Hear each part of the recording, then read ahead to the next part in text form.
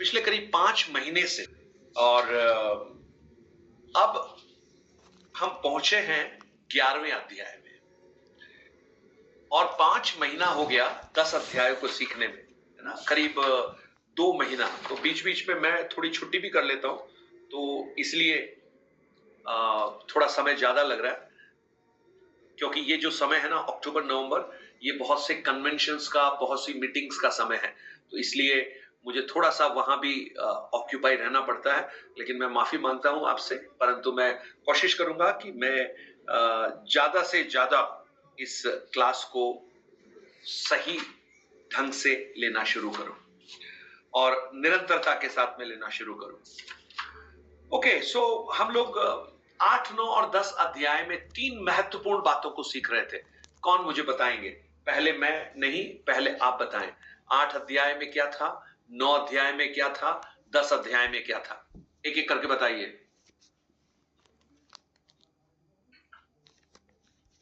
Pastor जी, 8 अध्याय में तो हम याजक के बारे में हमने सीखा था, उस समय थी। उसके बाद में मैं भी निकल गई थी क्योंकि बहुत सारी कन्वेंशंस और इसमें याजक के बारे में सीखा था इसमें 8वें अध्याय में। और बताइए। और के बारे में चैप्टर 8 में यीशु मसीह कॉवेनेंट से उत्तम है करके सिखाया, ही इज बेस्ट।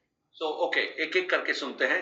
8वां जो अध्याय था उसमें हम सीख रहे थे एक उत्तम वाचा के बारे में, ए बेटर कवनेंट। वाचा, कौन सी वाचा? एक पुरानी वाचा, एक नई वाचा। एक पुरानी व्यवस्था, एक नई व्यवस्था। एक मूसा की व्यवस्था, एक यीशु मसीह की व्यवस्था। तो हम उस 8 अध्याय में हमने ये सीखा कि पुरानी व्यवस्था से बहुत उत्तम है नई व्यवस्था।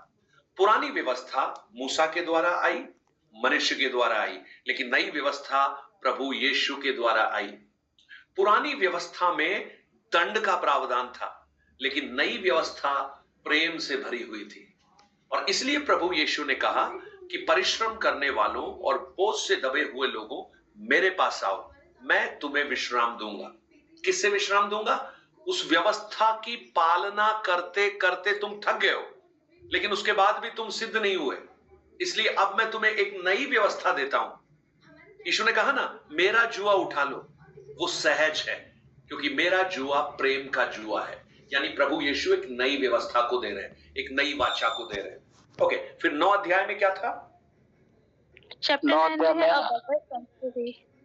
हाँ, और कोई बोलिए।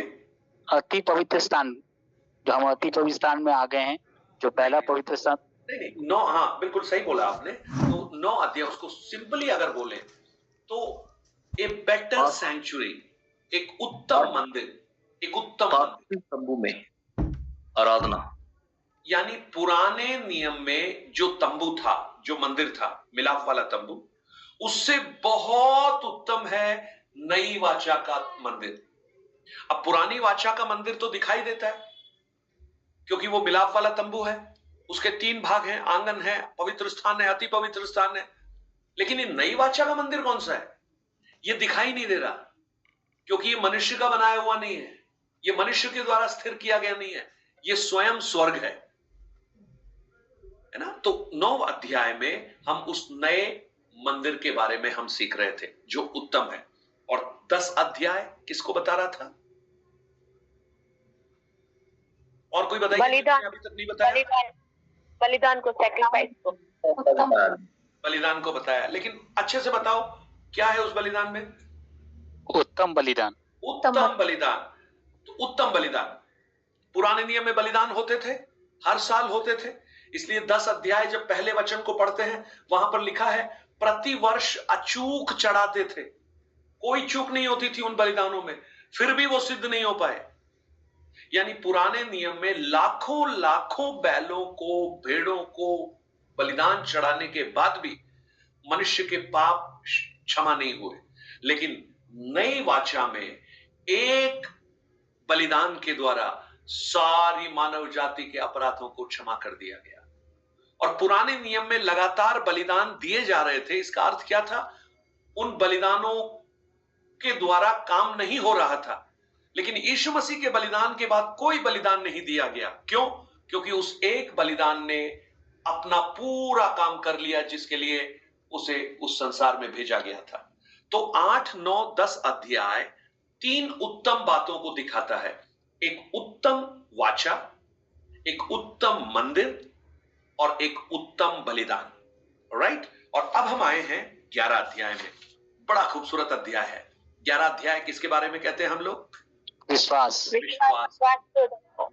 एक पास्टर किशोर भी हैं उत्तराखंड से, उनको भी मैं स्वागत करता हूं। विश्वास। अब विश्वास के बारे में हम कितना भी सुने, कितना भी सीखें, कम है। आप आज रात को सोएंगे तो शायद अपने साथ पानी की बोतल भी रखेंगे रात को पीने के लिए, है ना? क्यों रखते हैं भाई? प्यास लगेगी तो। आपको विश्वास है कि आप जिंदा रहेंगे? विश्वास है तभी तो रखते हैं। अरे बिना विश्वास के हम कुछ नहीं कर सकते। तो यह है संसार में विश्वास रखना। लेकिन अब हमें उस बिब्लिकल फेथ, जो बाइबल का विश्वास है, उसके बारे में 11 अध्याय हमें सिखा रहे हैं। और ये जो अध्याय है, मुझे लगता है इसको हम करीब 6-7 क्लासेस होंगी इसको हम सीखेंगे। और जो आज मेरे साथ हैं वो जारी रखना। और मैं आग्रह करता हूं पास्टर किशोर, बलविंदर, आप जो भी लोग हैं, अपने मित्रों को भी ये लिंक आप भेज दीजिए अपने ग्रुप में, जिससे वो लोग भी इसमें शामिल हो सके और उसको फायदा ले, जिससे आप अपनी अपनी कांग्रीगेशन में अपने विश्वासियों को ये बातें सिखा सके।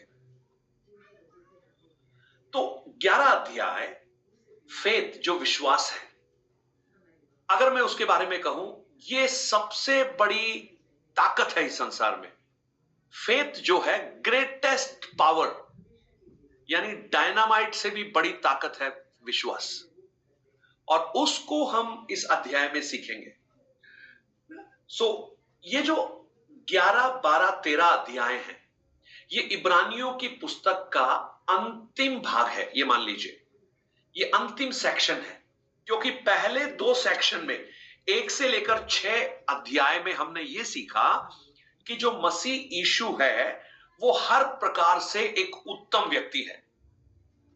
वो स्वर्गदूतों से उत्तम है, वो मूसा से उत्तम है, वो व्यवस्था से उत्तम है, वो बलिदानों से उत्तम है, वो पुरानी जो आत्मिक रीति रिवाज है उनसे उत्तम है।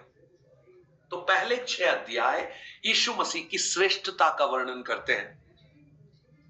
और उसके बाद 7 अध्याय से लेकर 10 अध्याय तक हम देखते हैं कि जो सुपीरियर, जो उत्तम यीशु मसीह है, वो एक उत्तम महायाजकीय पद में रहकर सेवा कर रहे हैं। क्योंकि उनकी जो याजकीय पद है वो आरोन की रीति पर उन्हें नहीं मिला, परंतु मल्किसदेक की रीति पर मिला। हमने इस बात को बहुत अच्छी तरह से सीखा था। हारून जो लेवी गोत्र से था, लेवियों को ही एक याजक होने का अधिकार मिलता है, लेकिन यीशु मसीह लेवी नहीं थे। यीशु मसीह यहूदा गोत्र से थे, परंतु वो याजक बने। तो इसका अर्थ है उनका याजक पद लेवी गोत्र के आधार पर नहीं था, परंतु कुछ दूसरा था। उनको परमेश्वर ने नियुक्त किया। और याजकों में क्या होता था, एक याजक जब मरता था तो उसका पुत्र या उसका जो उत्तराधिकारी याजक बनता था। परंतु मल्किसदेक के बारे में जब हम पढ़ते हैं, ना तो उसके जन्म के बारे में हमें मालूम है, ना उसकी मृत्यु के बारे में मालूम है, यानी वो अनंत काल तक याजक है। तो यीशु मसीह को जो याजकीय पद मिला वो मल्किसदेक की रीति पर मिला। इसलिए वो जो याजक पद है वो बहुत श्रेष्ठ है, बहुत ही महत्वपूर्ण है। 7 से लेकर 10 तक अध्याय में वो जो उत्तम यीशु मसीह है, हमारा उत्तम महायाजक है और उत्तम रूप से हमारे लिए मध्यस्थता कर रहा है।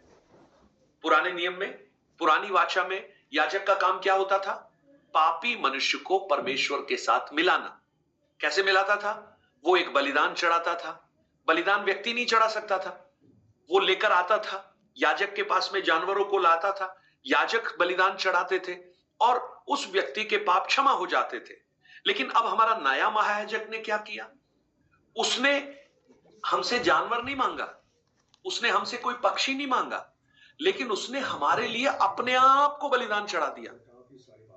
और अब अपने आप को बलिदान चढ़ाकर उसने ये किया कि हम शुद्ध हो गए, हम पापों से, अधर्मों से शुद्ध हो गए, और अब हम किसी भी समय, हर घड़ी उस अनुग्रह के सिंहासन के पास जा सकते हैं। पुरानी वाचा में एक महायाजक डरते डरते अति पवित्र स्थान में प्रवेश करता था, लेकिन आज मैं और आप, चूंकि हम मसीह यीशु में हैं, हर समय उस पिता को पुकार सकते हैं। दिन में, शाम को, रात को, गाड़ी चलाते हुए, रसोई में बैठे हुए। पुराने नियम में ये सोच भी नहीं सकते थे। महायाजक भी घबराते हुए जाता था, वो अपने लिए बलिदान पहले चढ़ाता था, उसके बाद वो अति पवित्र स्थान में प्रवेश करता था। लेकिन इब्रानियों 4:16 जब आप पढ़ोगे, वहां पर लिखा है, अब हमें हियाब है कि हम हर समय उस अनुग्रह के सिंहासन के पास जा सकते हैं। अब जब 11 से 13 तक वचन अध्यायों को जब हम पढ़ते हैं, तो एक और सिद्धांत को हम देखते हैं, एक और प्रिंसिपल को हम देखते हैं, और ये क्या है? सुपीरियर प्रिंसिपल, उत्तम नियम उसको बोल सकते हैं, उत्तम प्रिंसिपल।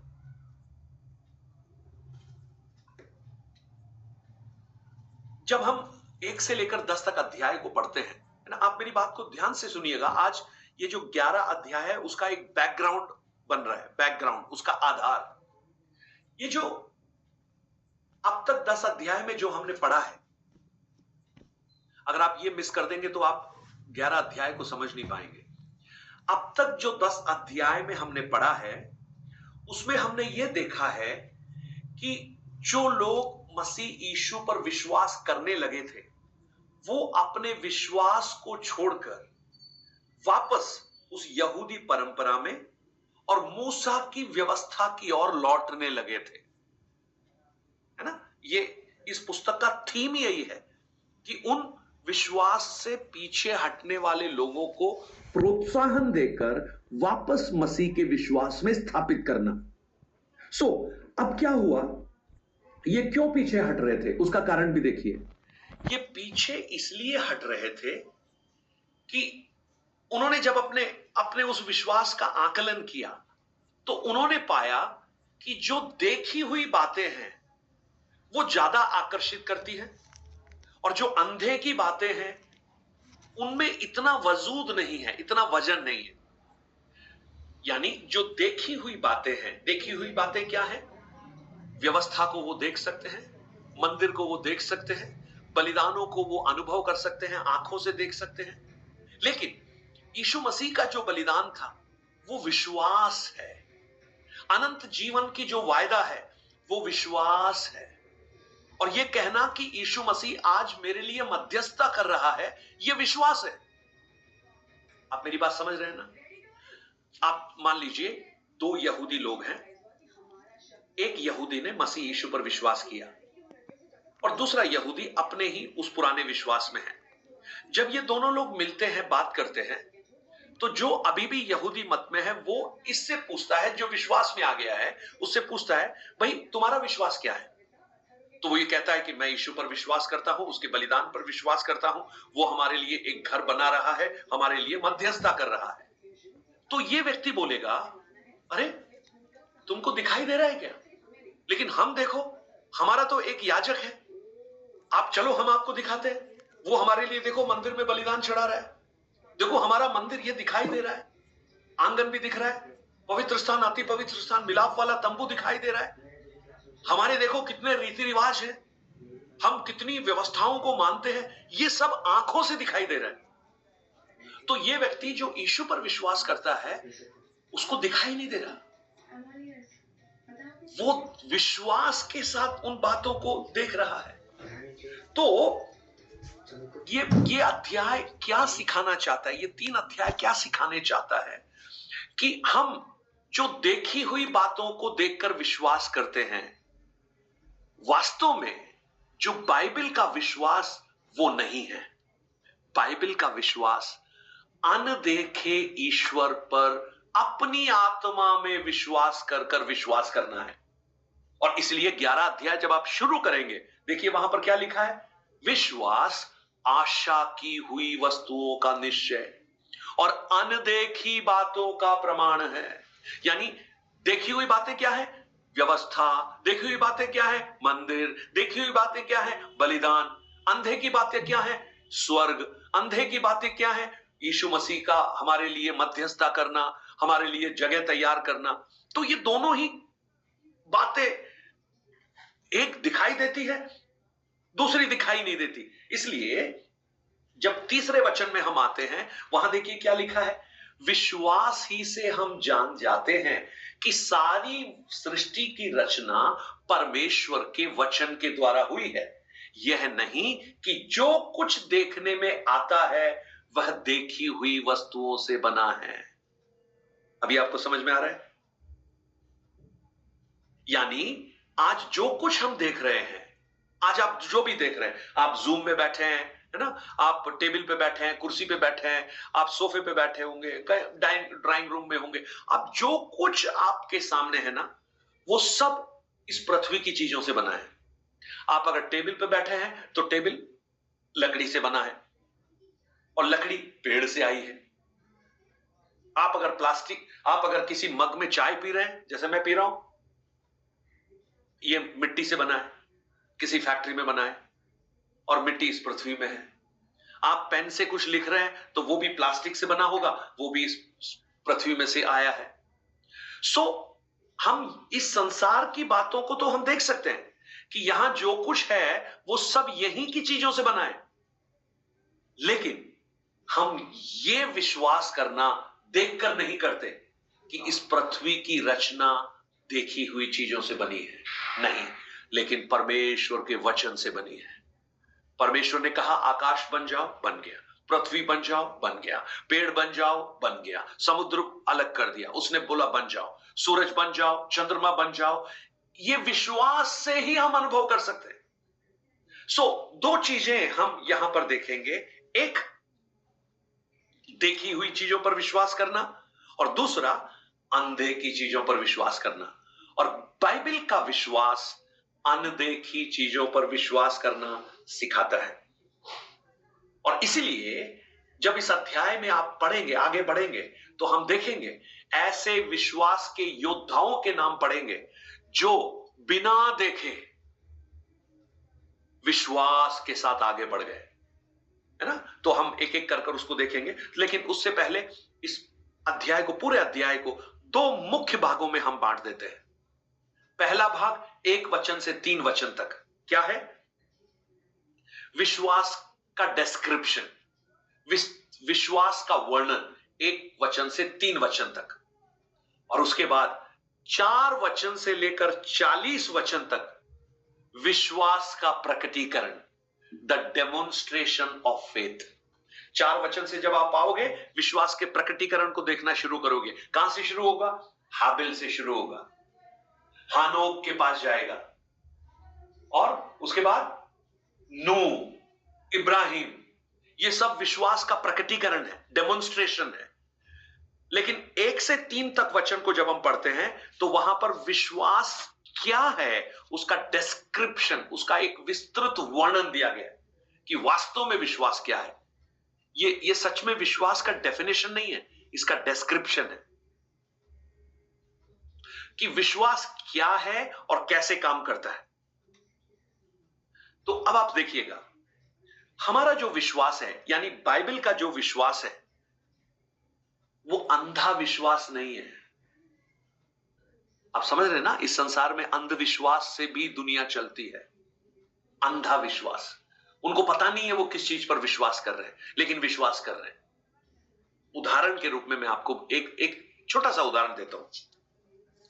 आप सड़क से जा रहे हैं, अचानक से एक बिल्ली आपका रास्ता काट गई, तो आप क्या करेंगे? अधिकतर अब नहीं करेंगे, हम पहले करते थे, गाड़ी रोक देते थे, है ना अजय? रोक देते थे ना? क्यों? क्योंकि बिल्ली ने रास्ता काट दिया। क्यों भाई? अब मैं आपसे पूछूं, मान लीजिए अजय से ही पूछ लेता हूं। अजय, आप पहले ऐसा करते थे? Yes sir. करते थे। क्यों करते थे आप? लोग ऐसे बता रहे थे कि अगर उसका रास्ता काटे तो एक्सीडेंट होगा, दुर्घटना हो जाएगा, मर जाएंगे, ऐसे कई बातें था जो पहले जाएगा। ऐसा बताते थे, लोग ऐसा बताते थे। मैंने बहुत लोगों से जो ऐसा बताते थे, उनसे मैंने बात की, उनसे मैंने पूछा, तो उन्होंने हमें यही बोला कि भाई हमें नहीं पता ये कहां से शुरू हुआ, लेकिन हमने सुना इसलिए हम उस पर विश्वास करते हैं। इसका कोई आधार नहीं है, कोई फाउंडेशन नहीं है। और ऐसा भी नहीं है कि 100% की कोई जा रहा है तो वो वास्तव में ही मर गया है। हाँ, हो सकता है कोई एक दो घटनाएं हुई हो, लेकिन हम उसको फिर डॉक्ट्रिन नहीं बना सकते कि यही वास्तव में सच है। सो अधिकतर लोग अंधविश्वास में चलते हैं, लेकिन बाइबल का जो विश्वास है वो अंधविश्वास नहीं है, और ये कृत्रिम रूप से बनाया भी गया नहीं है, और ये एक ऐसी फीलिंग नहीं है। एक फीलिंग होती है ना, आई होप सो, ऐसा हो सकता है। नो नो नो नो, ये वो विश्वास नहीं है। आवर फेथ, बाइबल का जो विश्वास है वो जानते क्या है? एक दृढ़ निश्चय है, एक दृढ़ आज्ञाकारिता है उस परमेश्वर के वचन पर जो परमेश्वर के मुख से निकला है, जबकि परिस्थितियां बिल्कुल विपरीत और अलग क्यों ना हो। फेथ को अगर हम साधारण रूप से कहें, फेथ, हमारा जो फेथ है वो परमेश्वर के वचन पर विश्वास करना है, जब उन परिस्थितियों में भी जब हमारी परिस्थितियां बिल्कुल विपरीत दिखाई देती हैं और हमारे जो आसपास की घटनाएं हैं वो बिल्कुल अलग कहती हैं, उसके बावजूद भी हम उस प्रभु के वचन पर विश्वास करते हैं। ये हमारा विश्वास है, और ये विश्वास अंधा नहीं है, क्योंकि हम परमेश्वर के वचन पर विश्वास कर रहे हैं। इसका मतलब जो विश्वास है ना, बहुत ही सिंपल रूप से कार्य करता है। ये, इसको हम पेचीदा ना बनाएं, इसको बहुत कॉम्प्लिकेटेड ना करें। विश्वास क्या है? विश्वास क्या है? वेरी सिंपली ऑपरेट करता है। परमेश्वर ने कहा, यानी पवित्र शास्त्र क्या है? परमेश्वर का वचन है। तो अगर मैं फेथ को कहूं, परमेश्वर ने कहा, हमने सुना, ठीक है, परमेश्वर ने कहा, हमने सुना, और हमने उस पर विश्वास किया। चाहे कुछ भी हमारे आसपास हो रहा हो, चाहे दुनिया उलट रही हो, पहाड़ियां समुद्र में डाल दी जाएं, चाहे समुद्र फेन उठाए, मुझे कोई चिंता नहीं, क्योंकि मेरा शरण स्थान और गढ़ मेरा परमेश्वर है। भजन 46। सो विश्वास क्या है? अगर मैं आपसे साधारण शब्दों में पवित्र शास्त्र यानी बिब्लिकल क्रिश्चियन फेथ के बारे में पूछूं, तो क्रिश्चियन फेथ परमेश्वर के वचन पर विश्वास करना, चाहे परिस्थितियां कितनी ही विपरीत क्यों ना हो। अभी आई होप मैं आपको समझाने की कोशिश कर रहा हूं, आप समझ पा रहे हैं ना? परिस्थितियों को अगर हम देख रहे हैं, अगर हम अवस्थाओं को देख रहे हैं, तो हम डिस्क्वालीफाई हो गए इस 11 अध्याय के पहले वचन से। पहला वचन क्या है? विश्वास आशा की हुई वस्तुओं का निश्चय और अनदेखी बातों का प्रमाण है। तो अगर हमने अपनी परिस्थितियों को देखा, आप देख लीजिएगा, जब पतरस को प्रभु यीशु ने कहा, रात के समय में जब वो डरे हुए थे और यीशु को देखा, उन्होंने कहा ये भूत है, तो यीशु ने कहा नहीं, मैं यीशु हूं। तो पतरस कहता है अगर आप हैं तो मैं भी पानी में चलना चाहता हूं।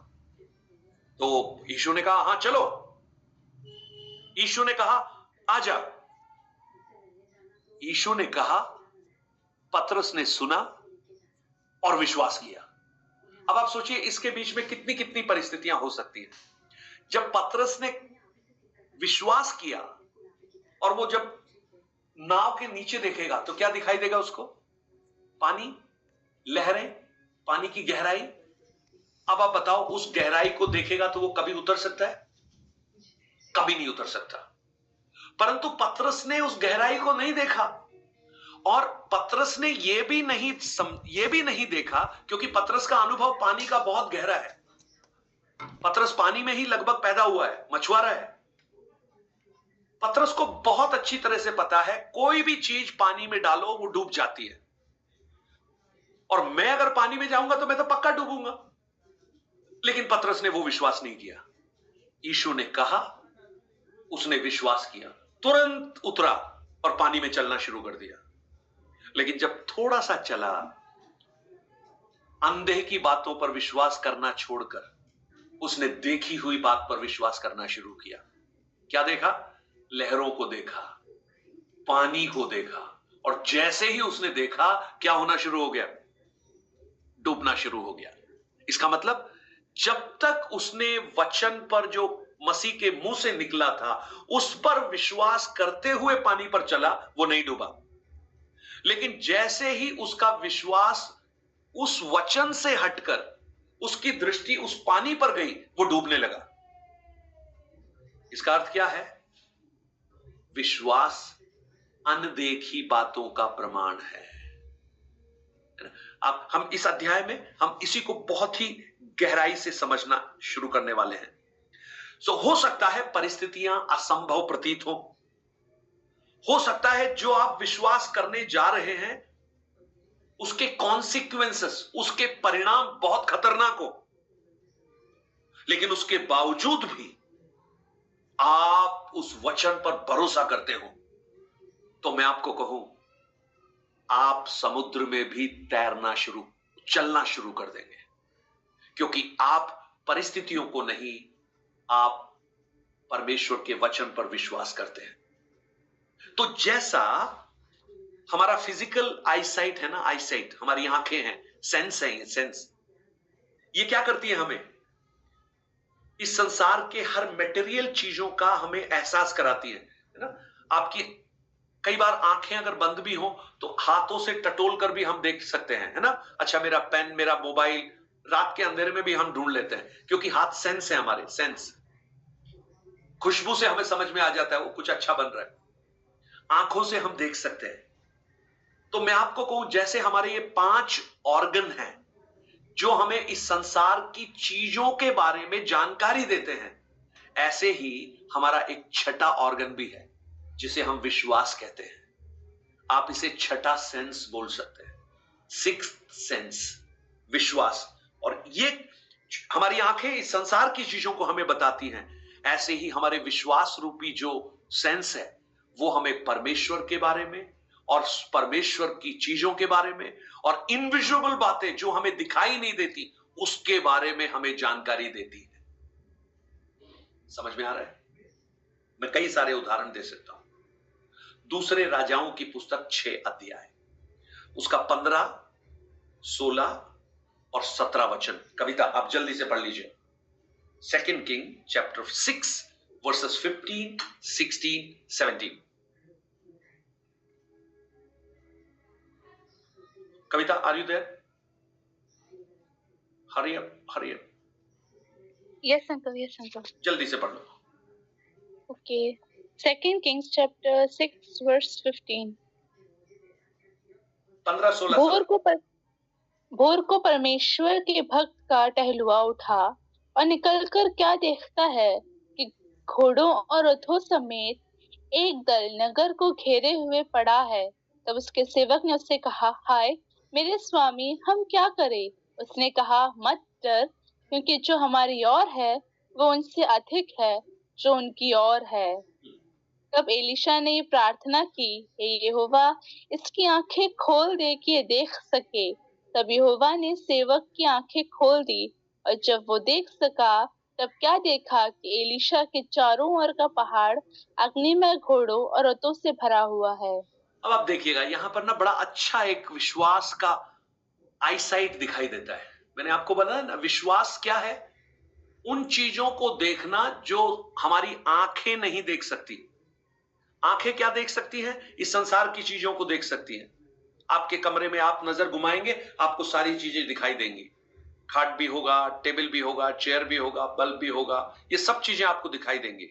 लेकिन इन आंखों से आप परमेश्वर की चीजों को नहीं देख सकते। अगर वो देखना है तो आपका जो छठा ऑर्गन, जो मैंने आपको कहा, फेथ, विश्वास, वो काम करना पड़ेगा। ये बड़ा अच्छा उदाहरण है। एलीशा अपने दास के साथ है, सुबह सुबह दास उठता है, जाता है बाहर और डर जाता है। क्या देखता है? अराम की सेना को देखता है। उसने गलत नहीं देखा, बिल्कुल सही देखा, अराम की सेना ही थी वहां पर। और आकर उसने बोला, स्वामी अब हम क्या करें, हम तो मर जाएंगे क्योंकि ये हमें मारने आए। तब एलीशा क्या कहता है, जो हमारी ओर है वो उनसे अधिक है जो उनकी ओर है। ये कहां से दिखाई दिया उसको? हमारी ओर तो कोई भी नहीं है। वो उसका चेला दास बोलेगा, हमारी ओर तो कोई नहीं है, मैं हूं और आप है, इसके अलावा कोई नहीं है। लेकिन एलीशा देख पा रहा है, क्योंकि एलीशा का जो सिक्स्थ ऑर्गन है ना, विश्वास जो है, वो बहुत सामर्थ्य के साथ काम करता है। और उस विश्वास के द्वारा वो परमेश्वर की सेना को देख पा रहा है, जो एलीशा का दास नहीं देख पा रहा। और जब उसने ये प्रार्थना की उस दास के लिए, तो परमेश्वर ने पता है क्या किया? उसका जो छठा ऑर्गन था, विश्वास जो था, उसको खोल दिया। और जब विश्वास की आंखें जब खुली, तो उसने वही देखा जो एलीशा ने देखा था। परमेश्वर की सेना को उसने देखा। मेरी प्रार्थना है, हम कई बार हमारी आंखों के लिए बहुत मेहनत करते हैं। अभी तो मुझे भी कम दिखाई देता है, इसलिए चश्मा भी लगाना पड़ता है। लेकिन इससे बढ़कर, इससे भी पावरफुल, इससे भी सामर्थी एक आंखें हैं। इस आंखों से तो मैं दीवार तक ही देख सकता हूं, लेकिन एक आंख है जो दीवार के पार, देशों के पार, समुद्र के पार, स्वर्ग तक पहुंच सकती है। और उस परमेश्वर को और स्वर्ग की बातों को, जो इनविजिबल है दूसरों के लिए जो दिखाई नहीं देती, उसे आप देख सकते हैं अगर विश्वास की आंखें खुली हुई हो। मैं कई सारे उदाहरण मैंने नोट किए थे, लेकिन मुझे अभी शायद लगता है समय नहीं है। पहले राजा 18 अध्याय 44 वचन को जब आप पढ़ेंगे, आप एलिया को देखेंगे। एलीशा का गुरु एलिया, 3.5 साल अकाल पड़ा है, बारिश नाम की चीज ही नहीं है। और करमेल पर्वत के ऊपर 850 नबियों को मार डाला, बाल और अशेरा के नबियों को।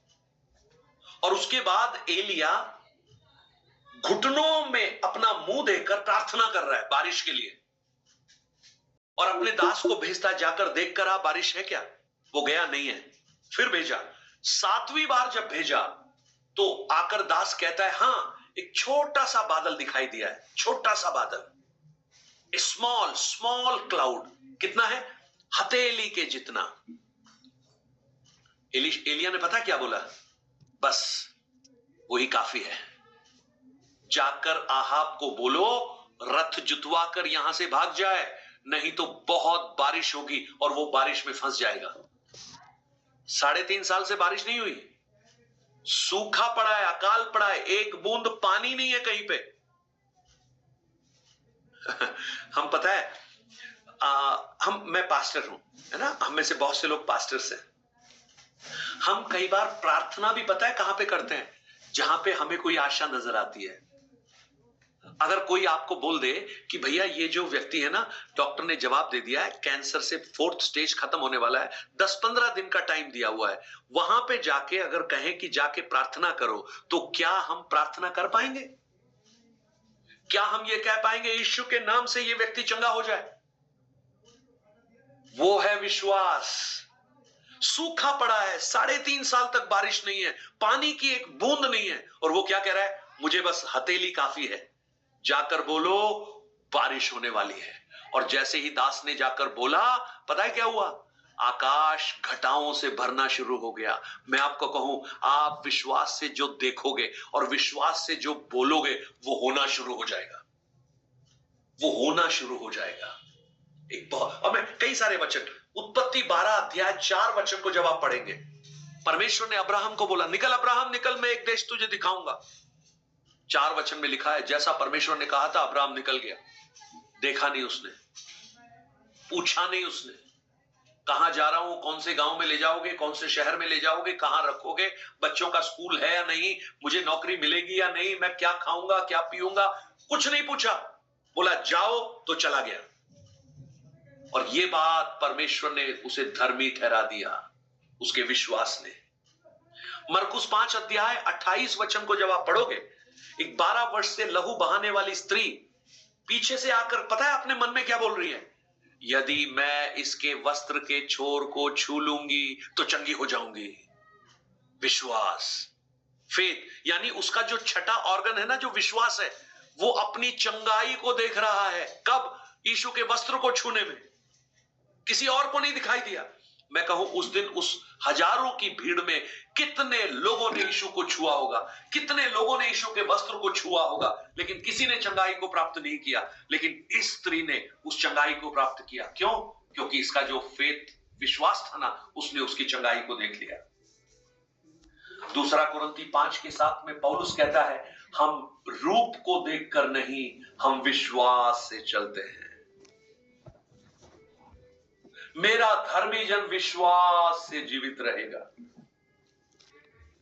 पहला शमूएल 1 उसके 18 वचन में हन्ना बांझ है, बच्चे नहीं है, उसको बहुत परेशान है, बहुत दुखी है।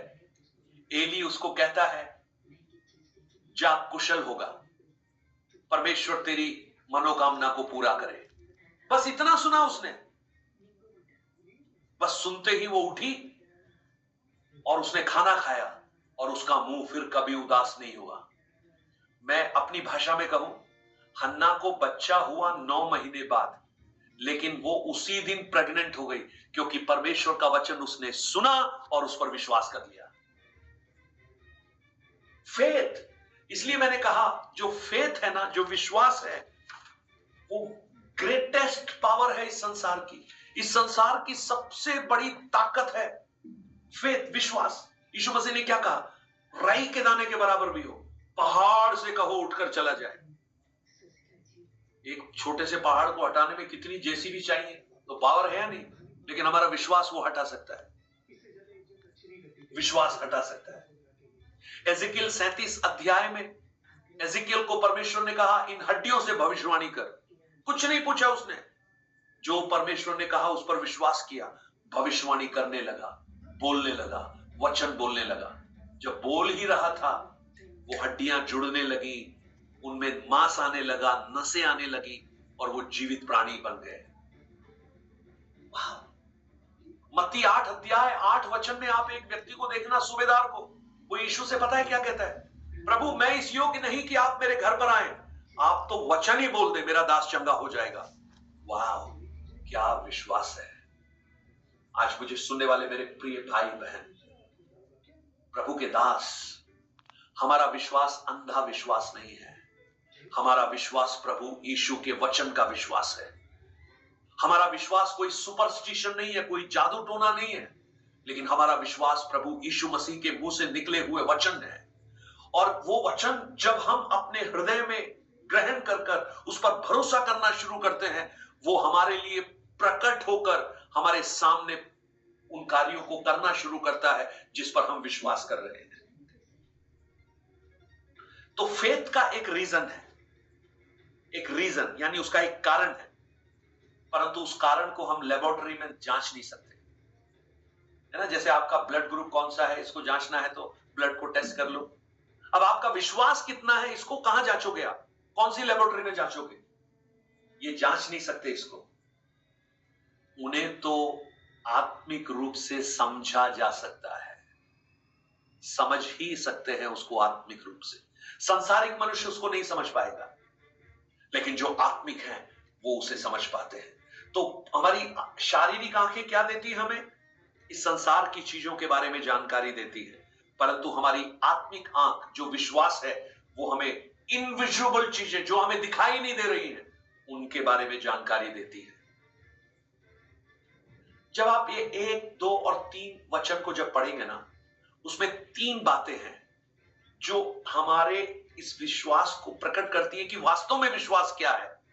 और वो 3 बातें पता है क्या क्या है? नंबर 1, उसका 11 अध्याय, उसका पहला वचन एक बार पढ़ लीजिए। उसमें है वो चीजें। अब विश्वास आशा की हुई वस्तुओं का निश्चय। जो पहली बात है वो है सब्सटेंस, निश्चय। आप ये नोट कर लीजिए 3 बातें, क्योंकि हम कल इन 3 बातों के बारे में सीखेंगे। Number 1, substance. वस्तु। Number 2, प्रमाण, evidence. पहले वचन में लिखा है प्रमाण। और नंबर 3, विटनेस, यानी गवाही, क्योंकि इसी के विषय में प्राचीनों ने अच्छी गवाही दी है। सो वास्तव में ये 3 चीजें हैं जो फेथ को डिफाइन करती हैं। नंबर 1, सब्सटेंस, यानी निश्चयता। अगर मैं आपको इसको और संक्षिप्त रूप में कहूं तो सब्सटेंस का अर्थ पता है क्या है? टू स्टैंड अंडर, मतलब किसी चीज के अधीन में खड़े रहना। मुझे निश्चय है, मुझे विश्वास है, मुझे भरोसा है, यानी मैं उसके नीचे हूं, मुझे उससे कोई फर्क नहीं पड़ता बाहर क्या चल रहा है, मुझे उससे कोई फर्क नहीं पड़ता, लेकिन मुझे निश्चय है। दूसरा, एविडेंस, प्रमाण है। क्या है? अनदेखी वस्तुओं का प्रमाण। हमारे जीवन में हमने स्वर्ग नहीं देखा, हमने यीशु को नहीं देखा, हमने उसके याजकपन को देखा नहीं आंखों से, लेकिन हमें विश्वास है, हमें भरोसा है, हम उस बात को समझ सकते हैं। और तीसरा क्या है? विटनेस। और विटनेस 4 वचन से लेकर 40 वचन तक एक बहुत बड़ा विटनेस है, a great testimony, a great report, जो हम लोगों के जीवन से हम देखना शुरू करेंगे। सो ये जो 3 बातें, सब्सटेंस, एविडेंस एंड विटनेस, निश्चयता, प्रमाण, गवाही, इन 3 बातों को हम कल विस्तार से सीखेंगे। तो मैं आपसे पूछना चाहता हूं, आज जो हमने सीखा है विश्वास के बारे में, एक फाउंडेशन, उसमें आपको कोई डाउट है, कोई शक है, तो अभी मुझसे प्रश्न पूछ सकते हैं। इस कविता अंकल, ये विश्वास को यीशु मसीह ने राई के दाने के बराबर कंपेयर किया, वो क्यों किया? बिकॉज राई का दाना तो छोटा है। राई का दाना छोटा है, लेकिन राई का दाना पूरा सॉलिड होता है, उसमें कोई वैक्यूम नहीं होता। राई, देखो अगर कितना अच्छा था, ये अच्छा प्रश्न है। अगर प्रभु यीशु कहते, अगर तुम्हारा विश्वास आम के गुठली के जितना हो, आम की गुठली तो बड़ी है राई से, लेकिन आम की गुठली क्या है, आप उसको तोड़ोगे ना तो उसके अंदर खालीपन रहेगा, वैक्यूम होगा उसके अंदर। तो विश्वास का मतलब क्या है? एक और उदाहरण मैं आपको दे सकता हूं। यूहन्ना रचित सुसमाचार 2 अध्याय में जब यीशु मसीह ने पानी भरने के लिए कहा उन मटकों में, पत्थर के मटकों में, तो कहां तक भरने के लिए कहा? मुंह तक। यानी कुछ भी खाली नहीं होना चाहिए, यानी एक बूंद भी डालें तो जगह नहीं होनी चाहिए, वो गिर जाए। ये वास्तव में हमारा विश्वास भी ऐसा होना चाहिए। नो डाउट, नो, कोई उसमें शक नहीं, कोई खालीपन नहीं। राई का दाना, आप राई के दाने को अगर आप तोड़ेंगे ना, उसमें कहीं भी आपको खाली जगह नहीं दिखेगी, पूरा सॉलिड भरा हुआ है। इसलिए यीशु मसीह ने राई का दाना कहा। और राई का दाना इसलिए कहा, राई का दाना शायद सबसे छोटे बीजों में से एक है। तो संसार जिस चीज को छोटा मानता है, प्रभु कहता है वो तो सबसे बड़ा है। यानी संसार जिसको सबसे नगण्य मानता है, राई, वो तुम्हारा विश्वास नगण्यता के बराबर भी अगर है तो भी वो सबसे बड़ा है। You understand Kavita? Yes uncle, yes uncle. कोई और? Thank you. आप ये प्रार्थना कीजिए, प्रभु हमारा जो सिक्स्थ सेंस है ना, जो विश्वास है, वो जो ऑर्गन है, उसको आप बढ़ाना प्रारंभ कर प्रभु, उसको आप खोलना प्रारंभ कर, और हम देखी हुई बातों पर नहीं परंतु अनदेखी बातों पर भरोसा करना प्रारंभ करें। और जब यह अध्याय समाप्त होगा, मैं विश्वास दिलाता हूं आप में से बहुत से लोग उन अनदेखी बातों को देखना प्रारंभ करेंगे अपनी उन विश्वास की आंखों के द्वारा। चलिए आइए हम प्रार्थना करते हैं और आज इस पढ़े हुए वचन को, सीखे हुए वचन को हमारे जीवन में व्यवहारिक रूप से प्रकट करने के लिए प्रभु हमें सहायता करे, प्रभु हमें अनुग्रह दे। सो मैं प्रार्थना करने से पहले हमारी सिस्टर पायल हैं, उनको मैं सभी को थैंक यू। आप सबने मेरे लिए प्रार्थना करी और प्रार्थनाओं का सही में बहुत अमेजिंग असर हुआ कि मैं इतना घबराई हुई थी यहाँ से जाने से पहले। प्रार्थना तो कर रही थी पर वही कि कहीं खोखला-सा वो था अंदर कि पता नहीं मैं कैसे करूँगी। मुझे 1 दिन पहले हस्बैंड के 1 दिन पहले जाना था जर्मनी, तो 12 घंटे की फ्लाइट है, तो टोटल मिला के तकरीबन 16-17 घंटे यहाँ से जाना, सब कुछ इंक्लूड करके। पहली बात तो फ्लाइट में इतनी देर तक बैठना और मेरी कोई फिज़िकल स्ट्रेंथ इतनी नहीं थी, सर्वाइकल का कभी दर्द हो जाता है और मसल पुल हो गया था जाने से पहले, तो 5 दिन मैं बेड रेस्ट पर थी। मसल रिलैक्सेंट डॉक्टर ने मैं डर से खा भी रही थी कि मैं ठीक हो जानी चाहिए हूँ बस कि वहाँ जाकर क्योंकि चलना है। वहाँ कोई मतलब ऐसा तो है नहीं कि आपकी कोई पर्सनल कार है या कुछ है, तो चलना बहुत है, हमें पता था। तो मैं ये परेशान थी कि प्रभु मैं पता नहीं क्या होगा, इतने पैसे भी खर्च कर रहे हैं, अभी जाना भी है 2 दिन में, यहाँ चला नहीं जा रहा घर में, मैं वहाँ कैसे चलूँगी? और मुझे किसी और के साथ में, लेडी के साथ में 1.5 दिन बिताना था बिना हस्बैंड के, मैं वहाँ कमरा भी शेयर करना है। जैसा हम सबके दिमाग में होता है कि जो नॉन बिलीवर है कि मैं कैसे उनके साथ रहूँगी, फ्लाइट में भी टाइम स्पेंड करना है 12 घंटे का, वो लोग पता नहीं कैसी-कैसी बातें करते हैं, लेडीज़ भी, मेरे से तो नहीं झेला जाएगा। तो मैं बाइबल भी अपनी साथ में लेके गई, जहाँ पे मुझे लगेगा कि ये मुझे परेशान कर रही है अपनी बातों से, मैं बाइबल खोलकर बैठ जाऊँगी।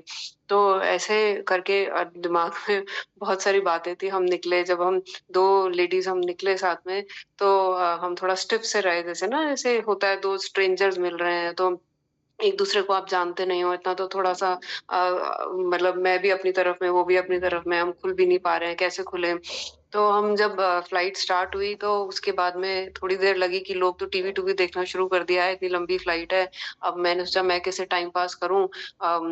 हमारी 3 की सीट में बीच वाली सीट खाली थी और उधर वो बैठी थी, इधर मैं बैठी थी। तो हम वैसे तो मतलब कंफर्टेबल ही थे और लेकिन मैंने कहा फिर मैं अपनी बाइबल खोल लेती हूँ, टीवी मैं नहीं देख सकती।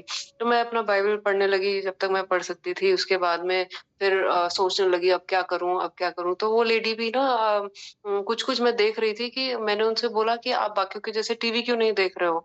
वो बस मैप लगा के बैठी हुई थी कि हम कितनी देर में पहुँचेंगे, हम कहाँ पहुँचे हैं, हम कितने घंटे रह गए, अभी क्या टाइम, वो ये सब चीज़ें देख रही थी। तो मैं भी बड़ा अमेज़ सी थी कि ये बाकियों के जैसे गाने नहीं सुन रही है, टीवी न कोई एपिसोड नहीं देख रही है, क्या कर रही है? ऐसे कैसे मतलब खाली बैठ सकती है? थोड़ी अजीबपन सी लगी मुझे बात।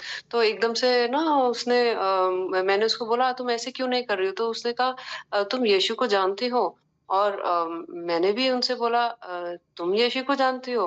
तो ऐसे करके हमारी बात शुरू हुई तो मतलब हम इतना सरप्राइज़्ड रह गए कि कैसे प्रभु ने हमको 2 जनों को जो एक-दूसरे को जानते नहीं हैं हमें कैसे जोड़ दिया साथ में। और वो अपना ना सर्वाइकल का वो नेक बैंड वगैरह लेकर चल रही थी हाथ में। कि उसको इतना दर्द हो जाता है कभी भी कि वो कभी भी उसके विश्वास में मैं कहूँगी शायद थोड़ी कहीं न कहीं कमी है इस बात को लेकर कि प्रभु ये ठीक कर सकते हैं हमारे।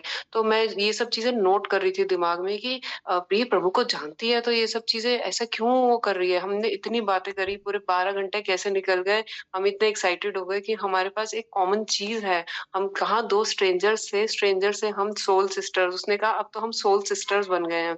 तो हम मिनटों में मतलब कि पलक झपकने में हम सिस्टर्स बन गए और मेरे को उम्मीद है कि आप लोग समझ सकते हैं कि एकदम से जब 2 विश्वासी मिलते हैं अनजान जगह पर जहाँ पे और कोई सहारा भी नहीं है, तो वो एकदम एक कनेक्शन कैसा प्रभु की ओर से कैसा कनेक्शन आता है। और विश्वास मानिए कि हमें टॉयलेट तक जाना हमें मंज़ूर नहीं हो रहा था कि हमें वो टाइम भी वेस्ट नहीं करना था। हमें सिर्फ़ बातें करनी थी, प्रभु की बातें, बातें, बातें और कितना ब्यूटीफुली वो टाइम स्पेंड हुआ। प्रभु की मैं प्रशंसा करती हूँ इस चीज़ के लिए कि हमारे मन में जो सवाल मेरे मन में थे, वही सवाल उसके मन में भी थे कि मैं कैसे मिलूँगी, कैसा होगा? हमने वहाँ भी टाइम स्पेंड करना है, कमरा भी शेयर करना है, कैसे होगा? वो भी बहुत मेरी तरह ही सोच रही थी और मानिए कि जब हमने वहाँ जाकर रूम शेयर करा, हम सोए बहुत थके हुए थे और सुबह 4 बजे मेरी आँख खुल गई और जब मैं फ्रेश होकर आई बाथरूम से तो मैंने देखा कि उसके फ़ोन की लाइट ऑन है। तो मैंने कहा वो जगी हुई लग रही है तो मेरे को नींद बिल्कुल नहीं आ रही थी और मुझे और बात करनी थी प्रभु के बारे में। तो मैंने उससे बात करनी शुरू कर दी। तो वो सरप्राइज़्ड हो गई कि अरे! इतनी सुबह कैसे बात करनी शुरू कर दी? तो मैंने कहा नहीं मुझे तुमसे बहुत सारी बातें करनी है।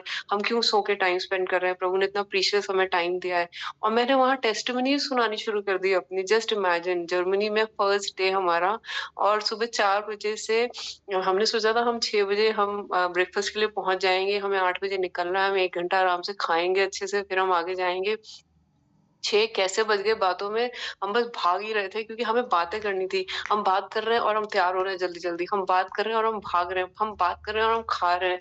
कैसे वो टाइम निकल गया, ऐसा लगा कि जैसे कि हमें प्रभु ने ना अपने हाथों में उठाकर और इतना खूबसूरत समय, इतना खूबसूरत वेकेशन दिया कि जिसका मैं इमेजिन ही नहीं कर सकती। नॉट ओनली हमारा ड्रीम डेस्टिनेशन, लेकिन वो समय जो प्रभु